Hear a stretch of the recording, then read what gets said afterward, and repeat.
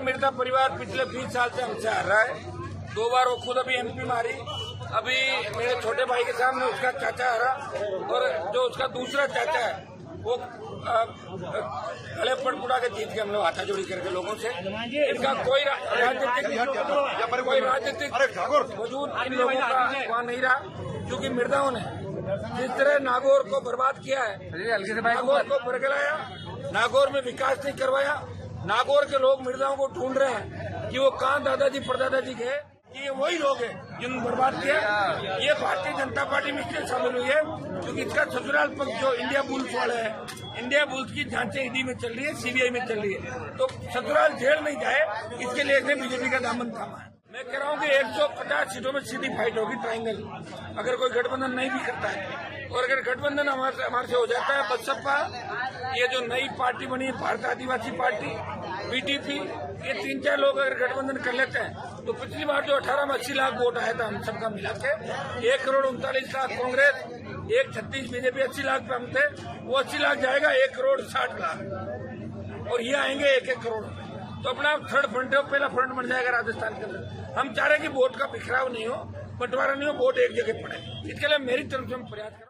वसुंधरा राजे का तो ग्राफ मैंने पहले ही डाउन कर दिया था।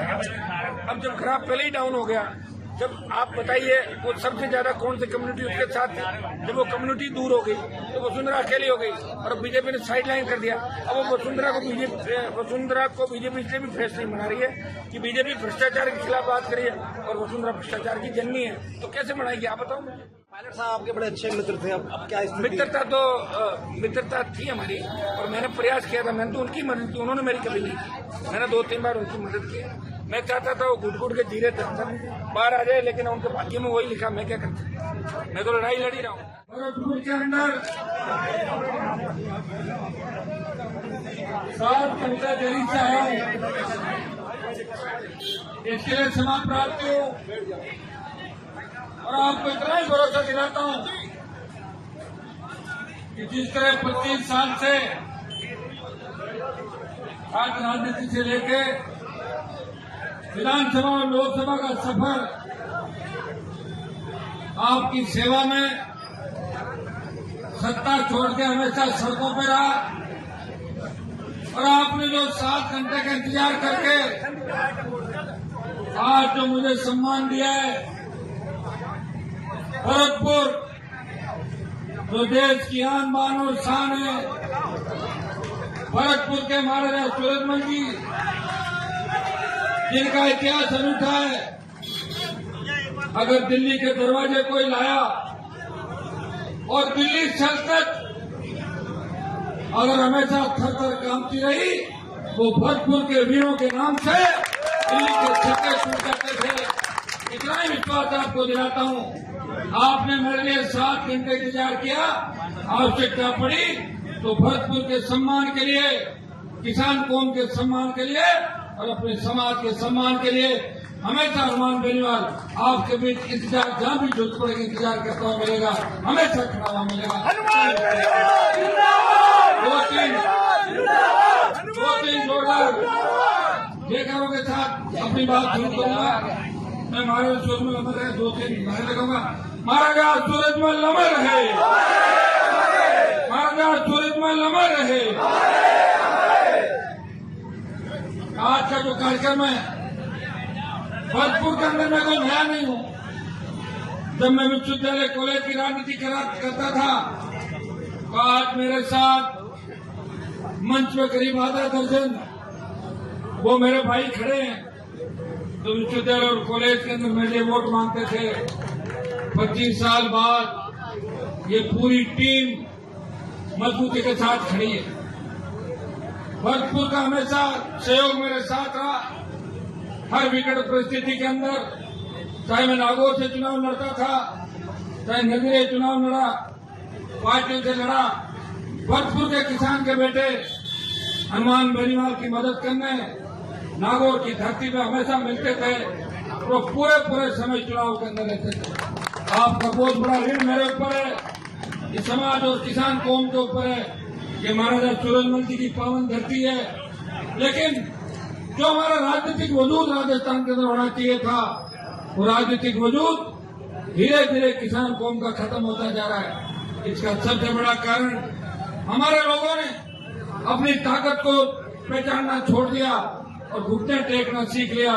वो सत्ता के साथ मिलके आगे बढ़ना चाहते हैं, सत्ता का विरोध करना छोड़ दिया, इसलिए हम धीरे धीरे कमजोर पड़ गए।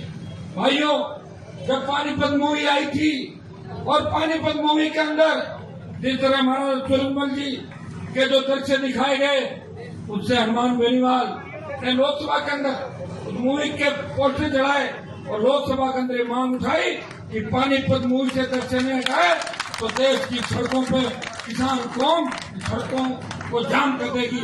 और 2 ही दिन के अंदर पानीपत मूवी बैन करने की बात हो गई थी, सारे दृश्य हटे और आपकी बात रही। दुर्भाग्य से हम जिस इलाके से आते हैं, हमारे समाज को तो प्रदेश और केंद्र में दोनों जगह आरक्षण है, लेकिन भरतपुर धौलपुर के जाटों को आज भी 9 हमारे राज्यों के साथ छोड़ दिया, केंद्र का आरक्षण नहीं है। मैं आपको विश्वास दिलाता हूँ कि जाट समाज के साथ साथ मीणा, गुर्जर, यादव, मुस्लिम, मेघवाल, माली, तमाम जातियों के लिए, ब्राह्मण, बनिया के गरीब बच्चों के लिए आर्थिक आधार पर आरक्षण। अगर हर कौम की किसी ने बात करी तो नागौर के सांसद ने दिल्ली की सबसे बड़ी पंचायत के अंदर मजबूती से आपकी पैरोकारी करी। ERCP जो आपके 13 जिलों की जीवन रेखा बन सकती है, अगर ERCP का मामला 1 दर्जन बार अगर लोकसभा के अंदर किसी ने उठाया तो नागौर के सांसद ने ERCP का मामला 1 दर्जन बार उठाया। अब लोकसभा का विशेष सत्र चलेगा। मैं विश्वास दिलाता हूँ कि लोकसभा के विशेष सत्र में भी ERCP की गूंज इस देश की सबसे बड़ी पंचायत के अंदर रहेगी। भाइयों, भरतपुर के वीरों ने हमेशा इस इतिहास को जिंदा रखा। अगर राजस्थान से भरतपुर को निकालते हैं तो आधा इतिहास राजस्थान का खत्म हो जाएगा, बचा ही नहीं इतिहास। इसलिए भरतपुर पर हमें गर्व है, लेकिन हम ये भी चाहते हैं जिस तरह भरतपुर के राजा महाराजाओं के इतिहास से अटे पड़े थे, उसी तरह हम चाहते हैं कि भरतपुर के वर्तमान नेताओं की गूंज भी राजस्थान के अंदर है, लेकिन अभी गूंज कमजोर होती दिखाई दे रही है। आप देख रहे हो कि वो गूंज भरतपुर तक ही दबके रह जाती है और प्रदेश के अंदर उनकी गूंज नहीं है। हम उनकी ताकतों को याद दिलाए हैं, उनके कहना चाहेंगे कि कौम, किसान और यहाँ के लोग मरने मारने के लिए तैयार जिन लोगों के लिए होते थे, आज अगर हमारे लोगों को छोड़ दोगे तो इनका धनी धोनी कौन होगा। मैं आपको विश्वास दिलाता हूँ, मुझे भरतपुर की किसी सीट से चुनाव नहीं लड़ना। मैं आपको विश्वास दिलाता हूँ कि मैं राजस्थान को बचाने के लिए पूरी ताकत के साथ लड़ाई लड़ूंगा। मैं हमेशा अन्याय के खिलाफ लड़ता हुआ आपको नजर आता हूँ, सड़कों से लेकर सदन तक, चाहे राजस्थान की विधानसभा हो, कांग्रेस और भारतीय जनता पार्टी ने हाथ मिला लेती है। आप घोटाले उठा के देखिए, महेश जोशी के बेटे का जब नाम आता है या कांग्रेस के तथाकथित उन 6 मंत्रियों और विधायकों के बेटे कोई बलात्कार की घटना में होते हैं, कोई मर्डर करते हैं, उनके परिवारों का नाम आता है तो राष्ट्रीय लोकतांत्रिक पार्टी अकेली है तो लड़ाई लड़ती है और पीड़ित को न्याय दिलाती है तो भारतीय जनता पार्टी के मुंह पे ताला पड़ जाता है।